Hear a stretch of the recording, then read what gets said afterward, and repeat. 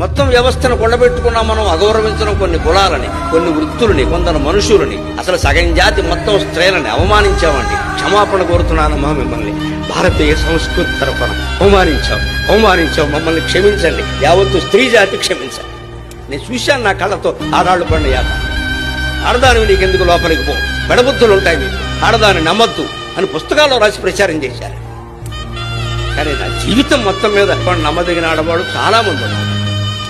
మోసానికి ఆడదేం ప్రసిద్ధి కాదు, మొగాడు ప్రసిద్ధి.